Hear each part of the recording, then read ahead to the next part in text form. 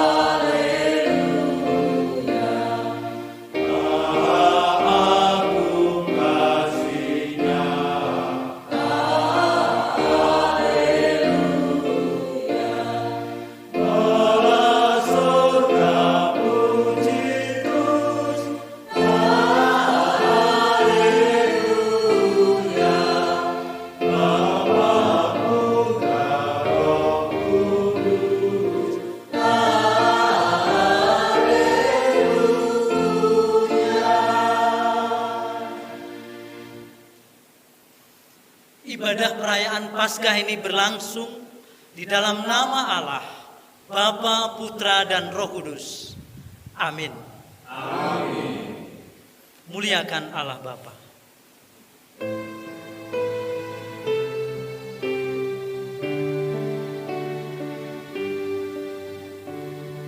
Mulia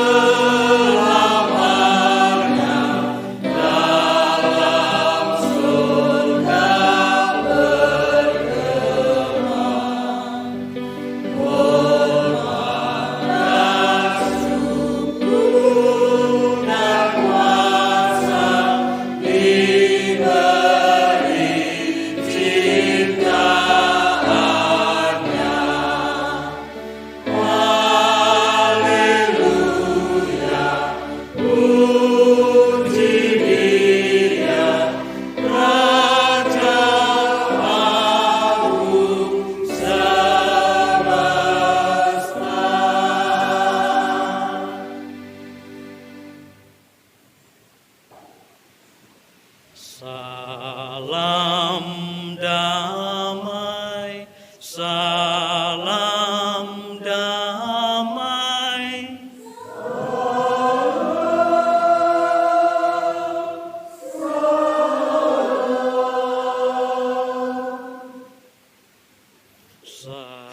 Salam damai, salam damai.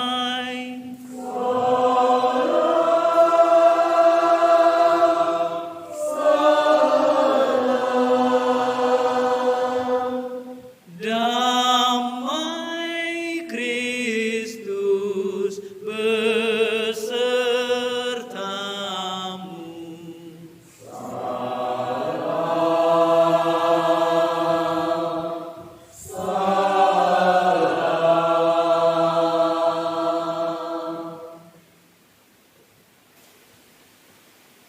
Tetapi syukur kepada Allah yang telah memberikan kepada kita kemenangan oleh Yesus Kristus Tuhan kita. Karena itu saudara-saudaraku yang kekasih, berdirilah teguh, jangan goyah, dan giatlah selalu dalam pekerjaan Tuhan. Sebab kamu tahu bahwa dalam persekutuanmu dengan Tuhan, jerih payahmu tidak sia-sia. 1 Korintus 15 ayat 57 dan 58. Saudara-saudaraku, jemaat Tuhan, silakan duduk kembali. Yesus sungguh bangkit, Ia sungguh hidup. Itulah inti iman kita. Kebangkitannya adalah bukti bahwa Ia Tuhan yang berkuasa. Berkuasa untuk memberi kehidupan, untuk membangkitkan manusia dari segala bentuk kematian. Oleh karena itu, mari kita sambut kebangkitannya dengan penuh antusias. Untuk diri kita sendiri dan juga untuk sesama dan seluruh ciptaannya. Haleluya. Di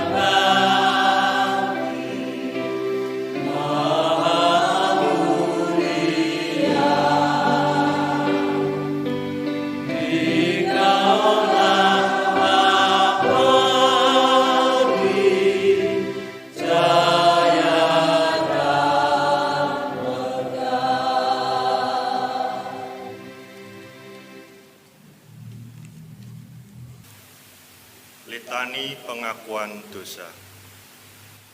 Kristus telah bangkit, Ia sungguh hidup.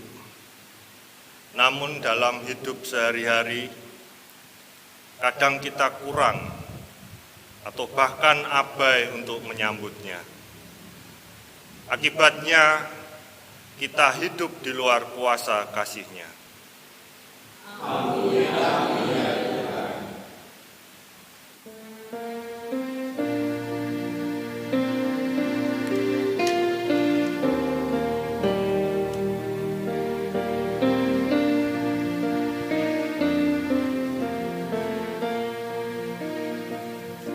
Menjulahnya tak atas bukit kala, terang benderang salibmu Tuhanku. Dari sinarnya yang menyala-nyala, memancar kasih agung dan restu. Seluruh umat insan menengadah ke arah cahaya kasih yang besar, bagai pelangi yang terang berimbun di ufuk timur pagi bergetar.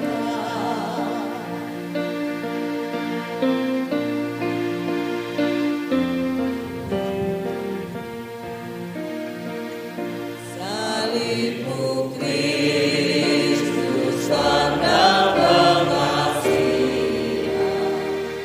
mengangkat hati yang bermugerak, membuat dosa yang tak terperingat, di lubuk cinta Tuhan berbenah. Di dalam Tuhan kami balikan, insan bernoda kini berseri, terlunas darah suci yang mengalir, di salib pada bukit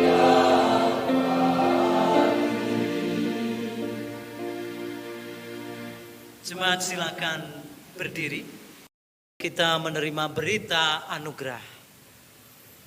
Sebagai pelayan Yesus Kristus, kami menyampaikan bahwa pengampunan dosa terjadi dalam nama Allah, Bapa, Putra, dan Roh Kudus. Amin. Mazmur 100 ayat 3 menyatakan, ketahuilah bahwa Tuhanlah Allah. Dialah yang menjadikan kita dan punya Dialah kita, umatnya dan kawanan domba gembalaannya. Demikianlah berita anugerah dari Tuhan.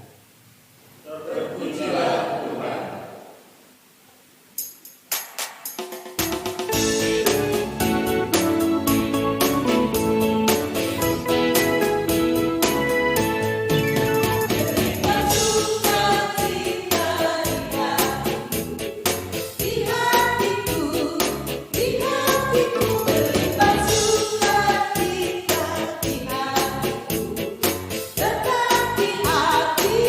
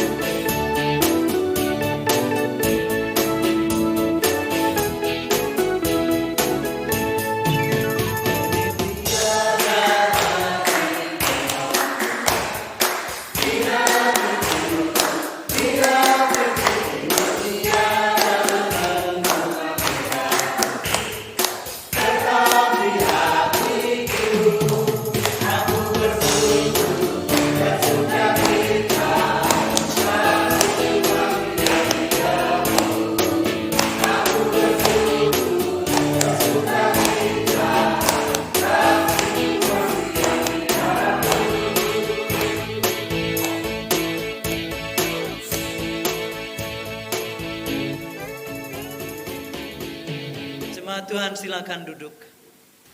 Kita akan memasuki pelayanan sabda, dan mari sebelum kita akan mendengarkan pembacaan firman Tuhan dan renungannya dalam ibadah ini, kita bersama-sama menaikkan doa permohonan penyertaan Roh Kudus bagi kita. Mari kita satu hati berdoa. Bapa sumber kasih setia, kekuatan dan berkat, kami bersama-sama telah menyiapkan hati kami untuk menerima sabda Tuhan, sabda kebenaran. Tetapi kami menyadari sepenuh-penuhnya bahwa hidup kami jauh dari kebenaran itu.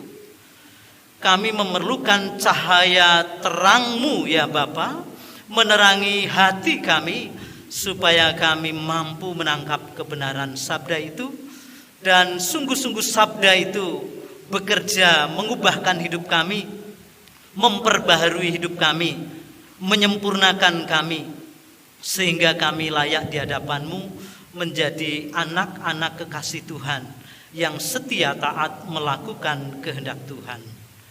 Roh Kudus, tolonglah kami supaya kami dapat menjadi pendengar yang baik akan firman Tuhan, yakni pendengar dan pelaku sabda Tuhan. Dengan demikian yang berlangsung di dalam hidup kami sepenuhnya, pimpinan dan penyertaan Tuhan melalui firman yang menuntun dan mengarahkan hidup kami, supaya segala sesuatu yang kami lakukan berkenan kepada Tuhan, menjadi inspirasi bagi banyak orang, supaya kasih Tuhan dialami semakin banyak orang. Di dalam nama Tuhan Yesus kami sudah berdoa, memohon berkat urapan Roh Kudus. Amin. Pembacaan Alkitab diambil dari Kisah Para Rasul pasal 10 ayat 34 sampai dengan 43. Demikian firman Tuhan. Lalu mulailah Petrus berbicara, katanya, "Sesungguhnya aku telah mengerti bahwa Allah tidak membedakan orang. Setiap orang dari bangsa manapun yang takut akan Dia dan yang mengamalkan kebenaran berkenan kepadanya. Itulah firman yang Ia suruh sampaikan kepada orang-orang Israel, yaitu firman yang memberitakan damai sejahtera oleh Yesus Kristus, yang adalah Tuhan dari semua orang. Kamu tahu tentang segala sesuatu yang terjadi di seluruh tanah Yudea, mulai dari Galilea, sesudah baptisan yang diberitakan oleh Yohanes, yaitu tentang Yesus dari Nazaret, bagaimana Allah mengurapi Dia dengan Roh Kudus dan kuat kuasa, Dia yang berjalan berkeliling sambil berbuat baik dan menyembuhkan semua orang yang dikuasai iblis, sebab Allah menyertai Dia. Dan kami adalah saksi dari segala sesuatu yang diperbuatnya di tanah Yudea maupun di Yerusalem. Dan mereka telah membunuh Dia dan menggantung Dia pada kayu salib. Yesus itu telah dibangkitkan Allah pada hari yang ketiga, dan Allah berkenan bahwa Ia menampakkan diri bukan kepada seluruh bangsa, tetapi kepada saksi-saksi yang sebelumnya telah ditunjuk oleh Allah, yaitu kepada kami yang telah makan dan minum bersama-sama dengan Dia setelah Ia bangkit dari antara orang mati. Dan Ia telah menugaskan kami memberitakan kepada seluruh bangsa dan bersaksi bahwa Dialah yang ditentukan Allah menjadi hakim atas orang-orang hidup dan orang-orang mati. Tentang Dialah semua nabi bersaksi bahwa barang siapa percaya kepadanya, ia akan mendapat pengampunan dosa oleh karena namanya. Demikianlah sabda Tuhan.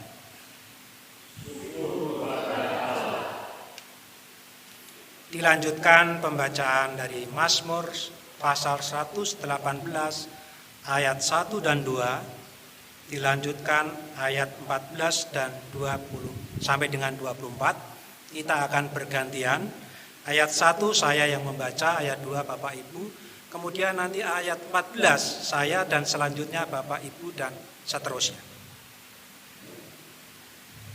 Bersyukurlah kepada Tuhan sebab Ia baik, bahwasanya untuk selama-lamanya kasih setianya.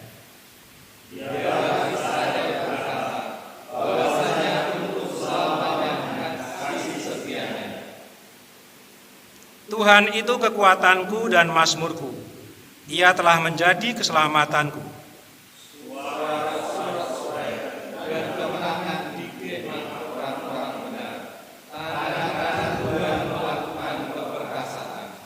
Tangan kanan Tuhan berkuasa meninggikan, tangan kanan Tuhan melakukan keperkasaan. Aku tidak akan mati, tetapi hidup, dan aku akan menceritakan perbuatan-perbuatan Tuhan. Tuhan telah mengajar aku dengan keras, tetapi Ia tidak menyerahkan aku kepada maut.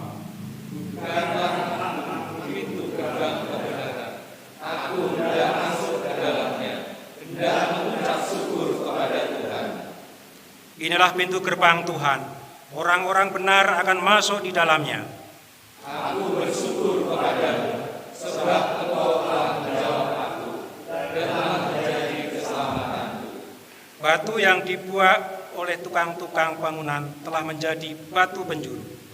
Hal itu terjadi dari pihak Tuhan, suatu perbuatan ajaib di mata kita.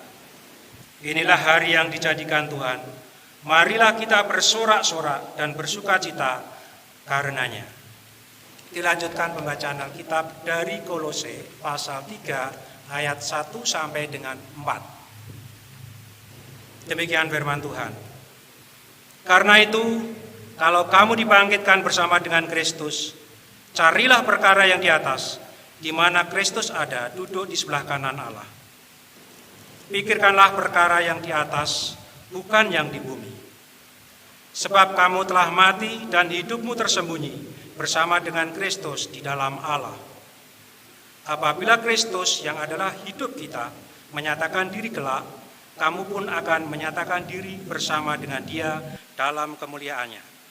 Demikianlah sabda Tuhan.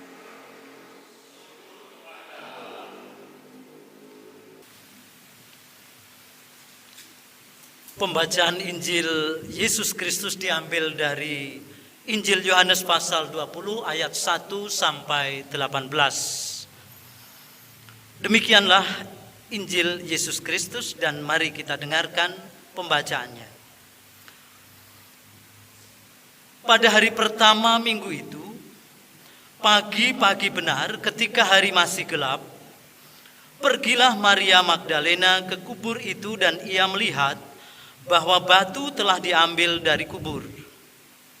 Ia berlari-lari mendapatkan Simon Petrus dan murid yang lain yang dikasihi Yesus dan berkata kepada mereka, Tuhan telah diambil orang dari kuburnya dan kami tidak tahu di mana ia diletakkan. Maka berangkatlah Petrus dan murid yang lain itu ke kubur. Keduanya berlari bersama-sama, tetapi murid yang lain itu berlari lebih cepat daripada Petrus sehingga lebih dulu sampai di kubur. Ia menjenguk ke dalam dan melihat kain kapan terletak di tanah. Akan tetapi ia tidak masuk ke dalam. Maka datanglah Simon Petrus juga menyusul dia dan masuk ke dalam kubur itu. Ia melihat kain kapan terletak di tanah. Sedang kain peluh yang tadinya ada di kepala Yesus tidak terletak dekat kain kapan itu, tetapi agak di samping di tempat yang lain dan sudah tergulung. Maka masuklah juga murid yang lain yang lebih dahulu sampai di kubur itu, dan ia melihatnya dan percaya. Sebab selama itu mereka belum mengerti isi kitab suci yang mengatakan bahwa ia harus bangkit dari antara orang mati. Lalu pulanglah kedua murid itu ke rumah. Tetapi Maria berdiri dekat kubur itu dan menangis. Sambil menangis ia menjenguk ke dalam kubur itu. Dan tampaklah olehnya dua orang malaikat berpakaian putih, yang seorang duduk di sebelah kepala dan yang lain di sebelah kaki di tempat mayat Yesus terbaring. Kata malaikat-malaikat itu kepadanya, "Ibu, mengapa engkau menangis?" Jawab Maria kepada mereka, "Tuhanku telah diambil orang dan aku tidak tahu di mana ia diletakkan." Sesudah berkata demikian, ia menoleh ke belakang dan melihat Yesus berdiri di situ. Tetapi ia tidak tahu bahwa itu adalah Yesus. Kata Yesus kepadanya, "Ibu, mengapa engkau menangis? Siapakah yang engkau cari?"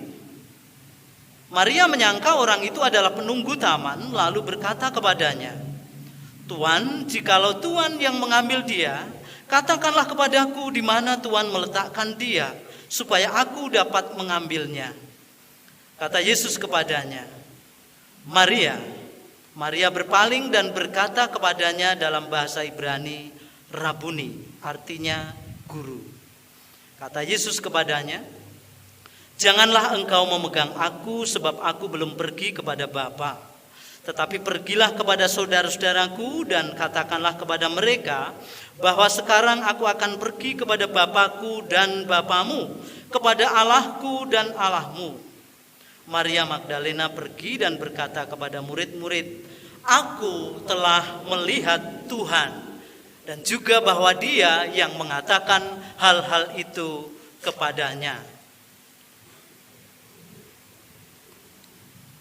Demikianlah Injil Yesus Kristus yang berbahagia setiap orang yang mendengarkan dan memelihara firman Tuhan.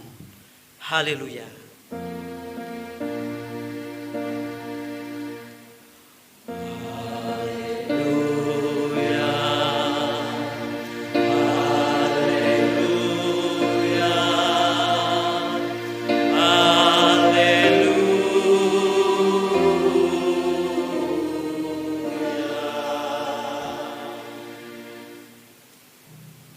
Saudara-saudara yang kekasih di dalam Tuhan Yesus Kristus,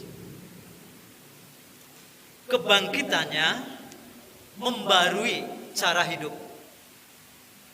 Tema khotbah pada perayaan Paskah pada hari ini, kebangkitan Kristus membarui cara hidup.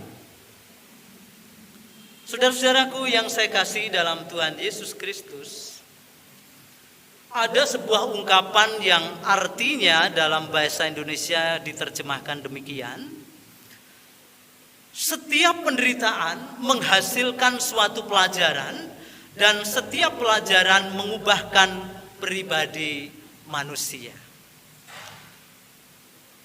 Setiap penderitaan akan menghasilkan pelajaran, dan setiap pelajaran akan menghasilkan perubahan bagi kehidupan seseorang.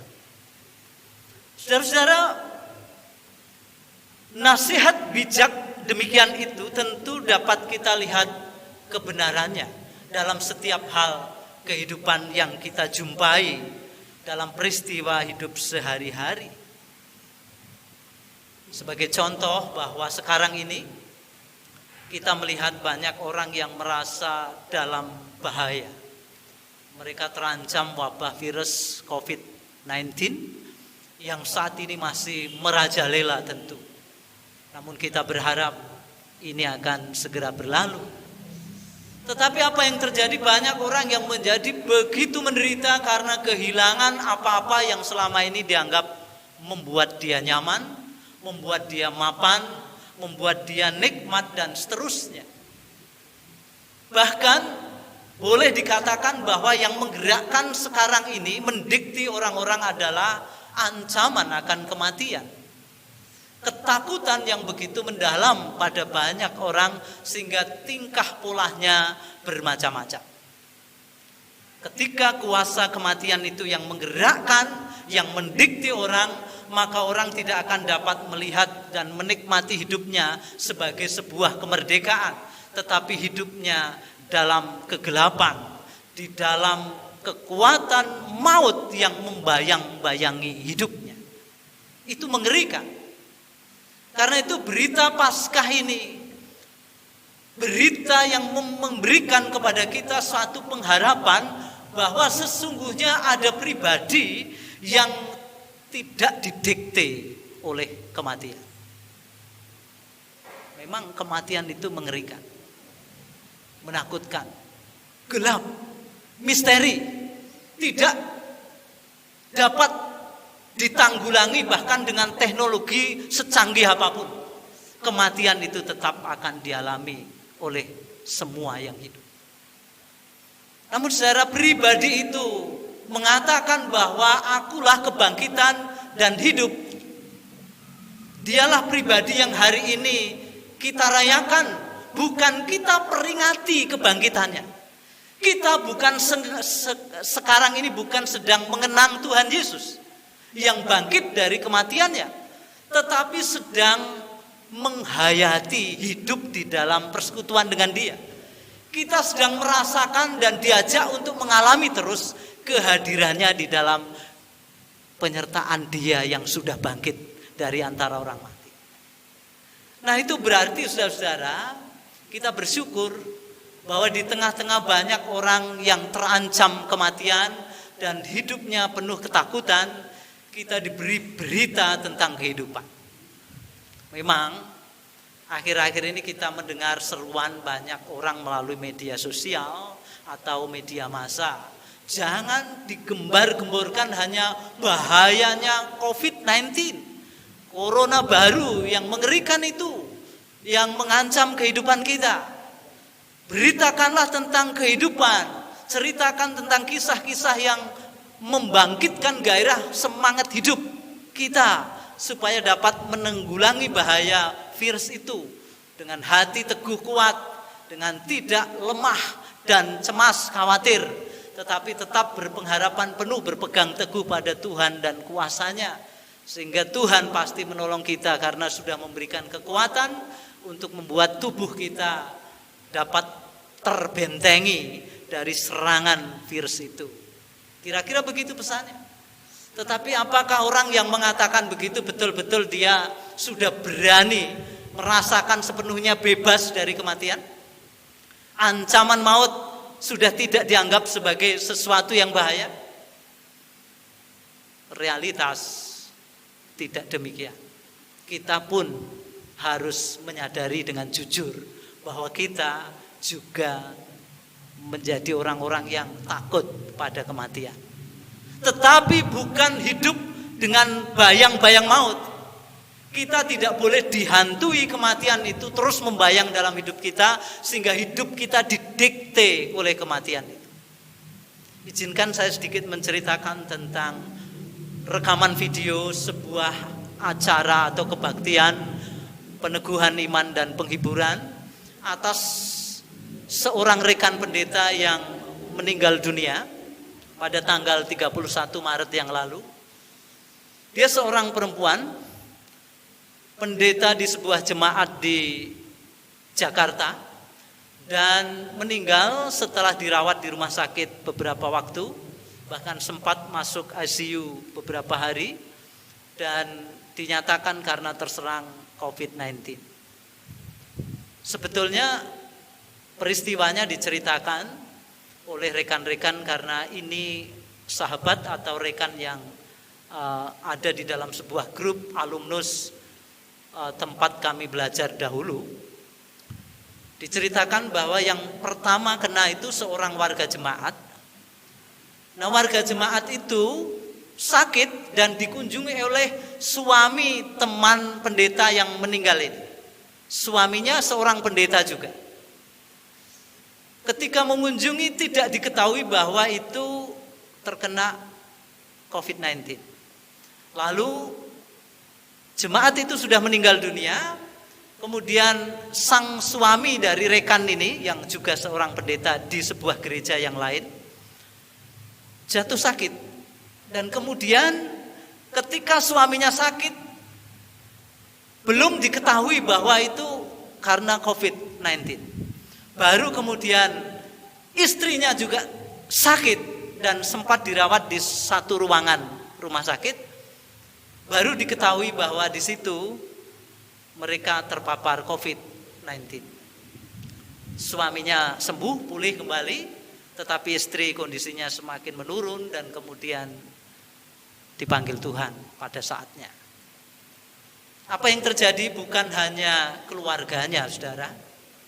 Dia meninggalkan 2 orang anak yang salah satu anaknya masih kecil, berusia 2 tahun, kelas 2 SD. Itu berarti anak yang masih merindukan, begitu memerlukan kehadiran ibu, sekarang tidak bersama-sama lagi dengan ibunya. Dan kondisi itu sangat memprihatinkan. Banyak orang menjadi sangat sedih mendengar berita itu dan menyaksikan rekaman video itu. Nah, yang terjadi kemudian, saudara-saudara, kita menyadari bahwa situasi kesedihan yang dialami oleh anggota keluarga yang meninggal dunia karena wabah ini terjadi pada ribuan orang, bahkan puluhan ribu di bumi ini. Betapa kita menjadi sangat sedih juga dan mengkhawatirkan segala hal supaya kita memiliki rasa takut ini untuk berjaga-jaga.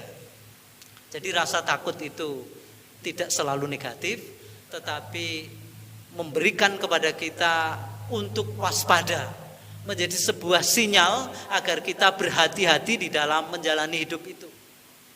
Tetapi sekali lagi bahwa berita Paskah hari ini bukan sebuah berita tentang kekalahan, keprihatinan karena kuasa maut yang merajalela. Justru sebaliknya, Kristus yang bangkit menggerakkan kita semua untuk berani hidup bersama Dia yang sudah bangkit. Dan hidup yang seperti itu mengubahkan cara hidup kita. Hidup yang seperti itu, kita akan mengalami banyak hal yang baru, diperbarui karena yang lama dalam kekuatan bayang-bayang maut, dalam kekhawatiran yang begitu mendalam. Kita sekarang diberi fajar baru tentang pengharapan akan kehidupan. Karena kita tahu bahwa dengan Kristus menang atas maut, Dialah yang menjamin kita bahwa kita bukan menjadi orang-orang yang akan binasa, tetapi yang walaupun akan mati, tetapi tidak akan selama-lamanya. Akan ada kebangkitan dan kehidupan bersama Dia selamanya. Dia, Yesus Kristus yang sudah bangkit itu adalah penjamin hidup kita, supaya kita tidak dikuasai oleh rasa khawatir, rasa takut. Tetapi Dia yang sudah mengalahkan maut itu akan terus memperbarui hidup kita untuk melangkah dengan pasti memasuki masa depan yang Dia sediakan. Saudara-saudara, belajar dari Injil Yohanes. Apa yang sudah kita baca dari kitab suci, terutama Injil Yohanes pasal 20 tadi. Berita tentang kebangkitan Yesus. Yang menarik bagi kita diceritakan bahwa bukan ada pribadi yang melihat Yesus bangkit dari kuburnya. Tidak sebuah peristiwa dramatis atau spektakuler begitu. Injil-Injil tidak pernah menyaksikan demikian.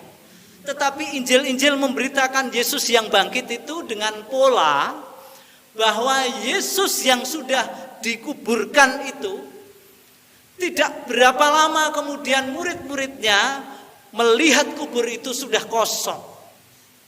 Dan atribut-atribut kematian seperti kain lenan dan kain peluh sudah tergulung, sudah terpisah letaknya. Artinya mayat Yesus tidak ada, dan kain-kain yang dipakai untuk tubuhnya sudah terletak.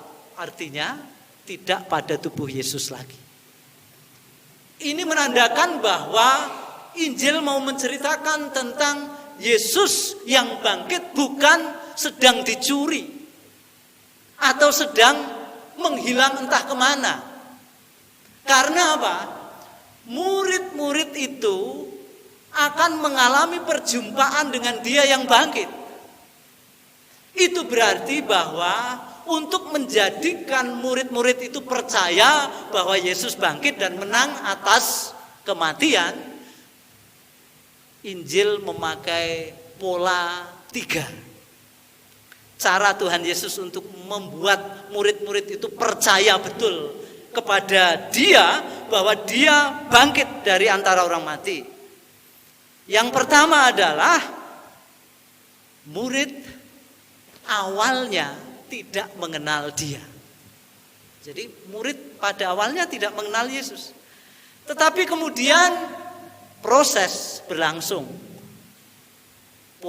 Pola yang kedua adalah Tuhan Yesus berdialog.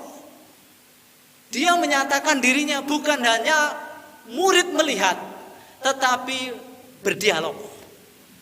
Dan setelah mereka berdialog, Tuhan Yesus dengan para murid yang kepadanya Tuhan Yesus menampakkan diri, maka yang berlangsung adalah iman mereka bertumbuh, mereka percaya, dan kemudian pola yang ketiga, perjumpaannya dengan Yesus yang sudah bangkit, yang kemudian membuat dia percaya, beriman kepadanya.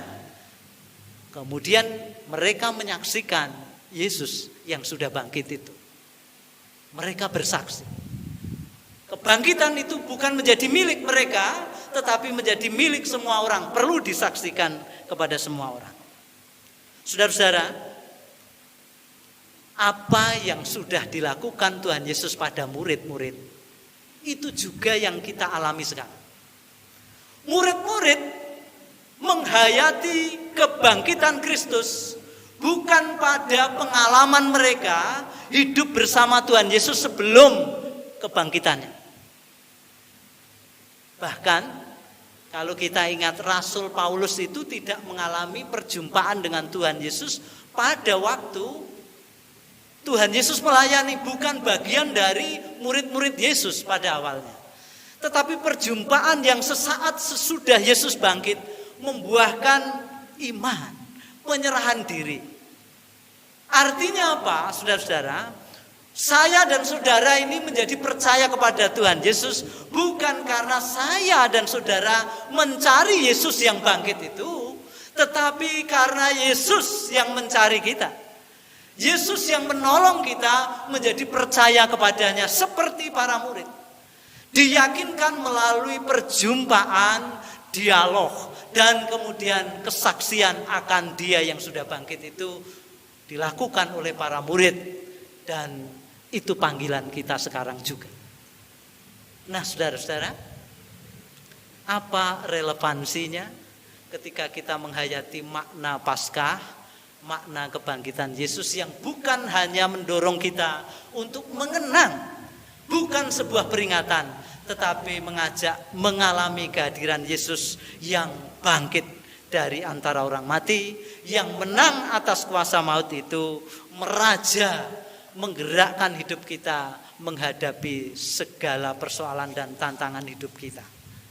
Yang pertama-tama saya mau katakan adalah Tuhan Yesus mengubahkan cara pandang kita terhadap berbagai persoalan. Kalau orang yang digerakkan atau didikte oleh maut, mereka tidak memiliki pengharapan, mereka merasakan kekuatannya yang diandalkan, orientasi seluruh yang dilakukan adalah pada dirinya sendiri. Sekarang tidak demikian. Sekarang di dalam Yesus dia bergerak didorong oleh kasih Allah yang menghidupkan. Kasih agung yang dialami, yang disaksikan di dalam Yesus Kristus. Kita diajak melihat Yesus, bukan menjadi percaya karena melihat.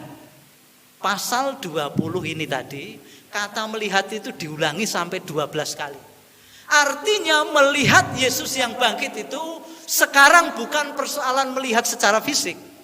Malah mengerikan ketika ada orang menyaksikan melihat Yesus secara fisik, lalu yang diceritakan adalah pengalaman perjumpaannya itu bukan sebuah kesaksian iman Yesus yang bangkit. Hanya peristiwa perjumpaannya itu. Tidak ada dialog dengan Yesus, tidak ada proses pembangunan iman yang terjadi. Karena itu saya dan saudara jangan disesatkan oleh cara-cara orang yang hanya sensasional, ingin menunjukkan bahwa Yesus menghadiri mereka dengan cara menampakkan diri tanpa ada perubahan apapun dalam hidup mereka.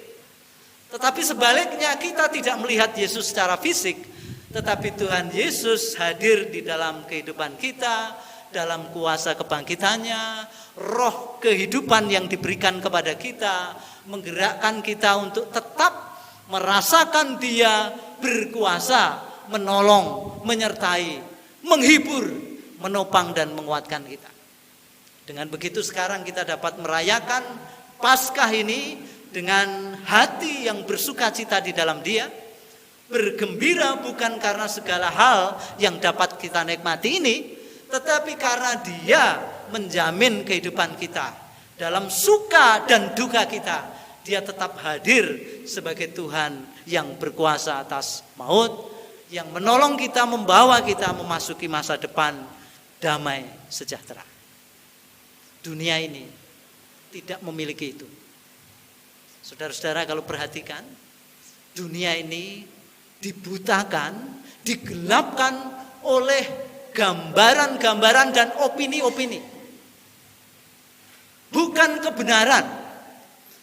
Dunia ini digerakkan oleh banyak opini, sehingga banyak orang hanya mengikuti opini dan tidak bisa melihat kebenaran. Padahal saudara-saudara, kalau orang hanya mengikuti opini itu kepentingan siapa memberikan opini supaya mempengaruhi orang lain. Saudara bisa membayangkan iklan-iklan yang dilakukan oleh media massa. Mereka bekerja sama dengan produsen-produsen menjual produk-produk mereka, opini untuk memberi pengaruh bahwa semua yang dijual, yang ditawarkan itu baik. Lalu orang bergerak dalam opini, membeli semuanya. Ketika diopinikan bahwa situasi akan sulit, ketika nanti toko-toko menjadi tutup karena situasi pembatasan sosial itu berlangsung, orang tidak boleh bergerak bebas, lalu orang menimbun banyak, sampai akhirnya karena opini itu banyak orang yang malah menjadi tidak tentram. Itulah cara hidup dunia ini. Hidup di dalam kegelapan karena bukan kebenaran tetapi opini. Nah, bagaimana kebenaran? Kebenaran itu tidak terkelabui.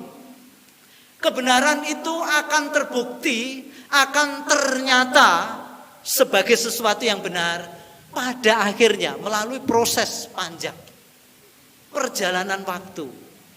Apa yang selama ini dianggap baik-baik saja, ternyata kebenarannya tidak demikian. Tetapi itu di akhir. Dan kebenaran sejati nanti hanya ada pada Dia yang mengatakan, akulah jalan dan kebenaran dan hidup. Dia yang akan menjadi hakim, yang menghakimi orang semuanya nanti dengan kebenaran. Di sana kebenaran dan keadilan itu dinyatakan jelas. Tidak ada orang yang bisa menyembunyikan diri di hadapannya. Karena itu sekarang ini saudara-saudara, dengan Yesus bangkit dan kita mengalami kehadirannya di dalam kehidupan kita, akan bersama Dia kita digerakkan untuk hidup dalam kebenaran. Sekalipun kebenaran itu masih jauh, disingkapkan nanti, tetapi cahaya kebenarannya menolong kita dan menuntun kita sampai akhirnya kita dapat melakukan apa yang benar, yang berkenan kepada Tuhan, yang membangun hidup kita bersama, memiliki damai sejahtera, menikmati indahnya hidup dalam kuasa kebangkitannya.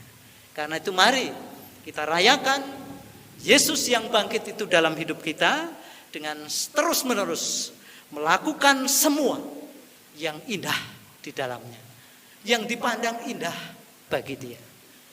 Roh Kudus menolong kita, roh kebenaran, roh penghiburan yang sanggup membawa kita tetap menjadi pemenang-pemenang atas setiap persoalan kehidupan kita.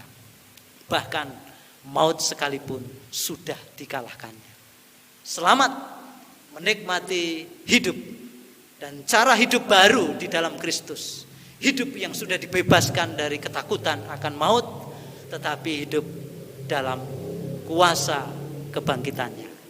Tuhan Yesus menyertai kita selamanya. Amin.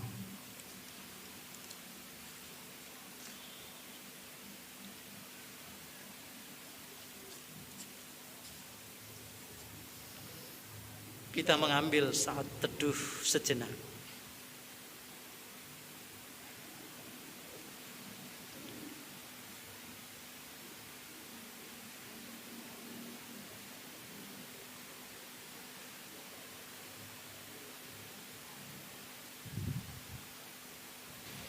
Bersama umat Allah di masa lalu, masa kini, dan masa depan, marilah kita menyatakan iman percaya kita melalui kidung nyanyian rohani 77 ayat 1-3 yang dinyanyikan dengan nada kidung jemaat 3. Jemaat dimohon bangkit berdiri.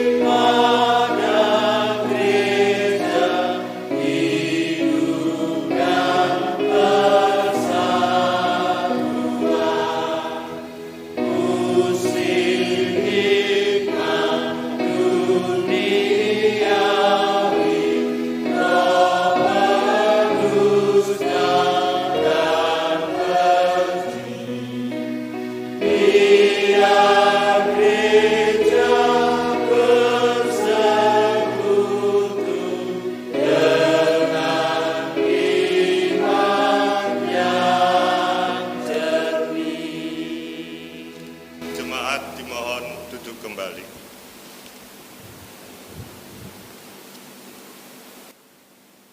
Mari kita bersama-sama menaikkan doa syafaat kita, dan mari jemaat Tuhan kita satu di dalam doa.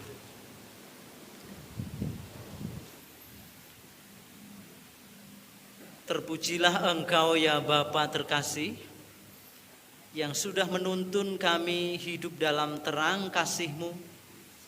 Kami mengalami hari-hari kami dalam penyertaan-Mu sehingga tak kekurangan kasih dan kemurahan-Mu. Ya Allah yang Maha Rahim, kami bersama-sama mengucap syukur kepadamu untuk seluruh karya agung-Mu di dalam kami, sehingga kami menjadi orang-orang yang percaya, mengenal Dia semakin dalam lagi, seperti para murid Tuhan Yesus yang semakin hari semakin mengenal Kristus, semakin bertambah-tambah dalam kasih-Nya dan kesetiaannya kepada Kristus, sehingga dimampukan dalam persekutuan dengan Kristus menjadi saksi-saksi Tuhan di tengah-tengah dunia ini, untuk menyatakan kuasa kasih Kristus, kuasa kebenaran, kuasa kebangkitan Kristus, dan Allah yang semakin diagungkan. Bapa Surgawi, kami berdoa untuk segenap jemaat Tuhan dimanapun mereka berada, yang saat ini masih dalam suasana kesukaran-kesukaran kehidupan bersama di bumi yang penuh dengan berbagai tantangan dan persoalannya. Tolong Tuhan, kuatkan kami jemaat-Mu supaya tetap teguh berdiri dalam iman, percaya, dan pengharapan serta kasih kepada Kristus di tengah-tengah menghadapi berbagai ancaman sakit penyakit, kelemahan-kelemahan fisik, berbagai persoalan berat yang dialami karena perubahan-perubahan yang terjadi. Tetapi anak-anak Tuhan tetap melihat Yesus yang bangkit itu tidak pernah meninggalkan dirinya. Kami semua bersama-sama mengalami kuasa kebangkitan itu, pertolongan dan penyertaan Tuhan yang membuat kami dapat melakukan segala yang berguna untuk membangkitkan semangat banyak orang yang kami jumpai melalui kasih dan kepedulian kami. Bapa, cara hidup baru kami sesungguhnya adalah cara hidup Kristus sendiri. Bukan sekedar Kristus menjadi guru yang kami ikuti, tetapi menjadi teladan yang harus kami teladani. Yesus yang mengubahkan hidup kami menjadi layak di hadapan Bapa sebagai putra-putri kerajaan Allah, anak-anak kerajaan terang yang menyinarkan terang kasih Tuhan kepada semua orang. Kami berdoa untuk segenap warga jemaat dengan berbagai penggolongan pelayanan yang ada di dalamnya, yang dilayani baik oleh diaken, penatua, dan gembala.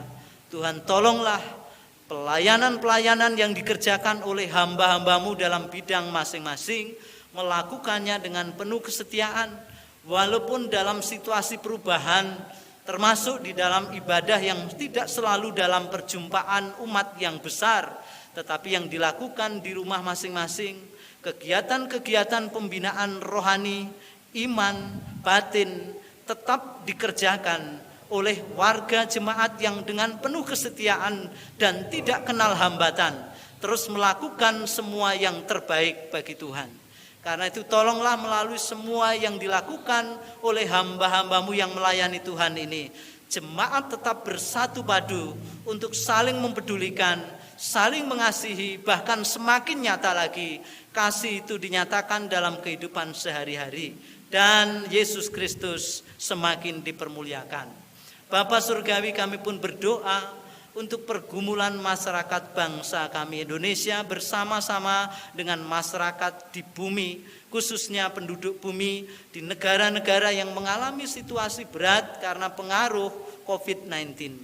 Tuhan, tolonglah semua upaya baik yang sudah dilakukan sehati sepikir untuk mengatasi wabah virus corona baru ini, supaya oleh berkat dan pertolongan-Mu kami dapat segera keluar dari situasi krisis, situasi kesukaran ini, dan bersama-sama dengan umat seluruh bumi akan mengalami dampak positif perubahan cara hidup kami, karena bukan ketakutan lagi yang menguasai kami, tetapi semangat dalam kasih Kristus, satu dengan yang lain saling membantu, saling mengasihi dan mempedulikan.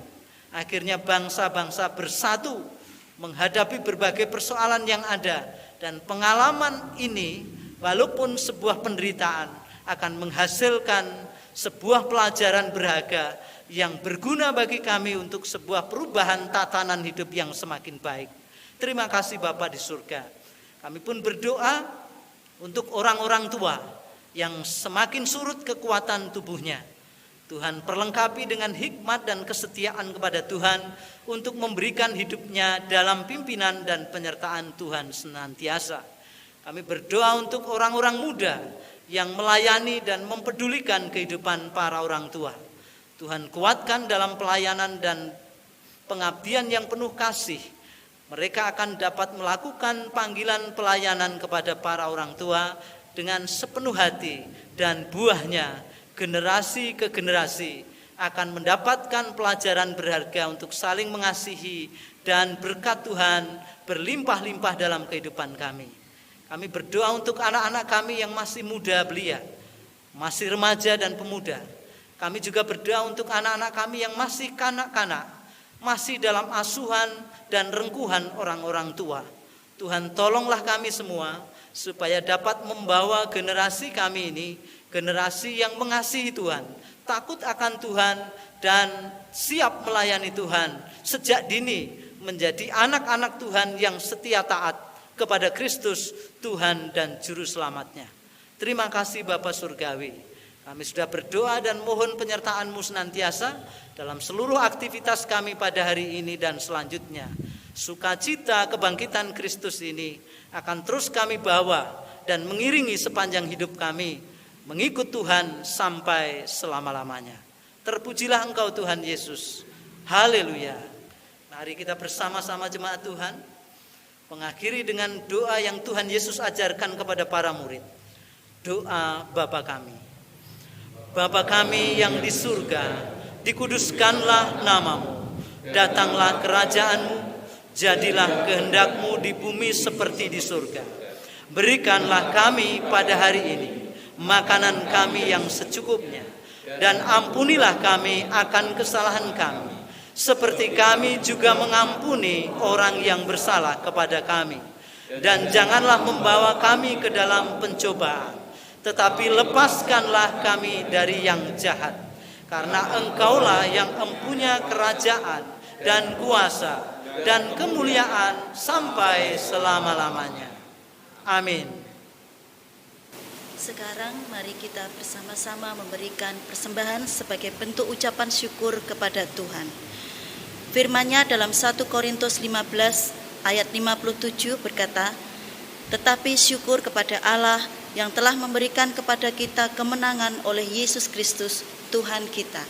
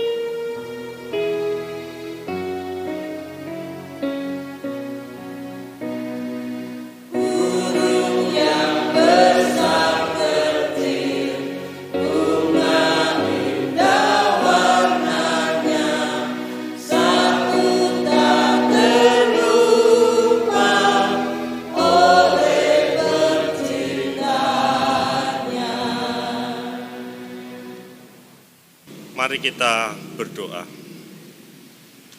Bapa kami yang ada di dalam kerajaan surga yang mulia, pada pagi hari ini kami membawa persembahan syukur kehadirat-Mu.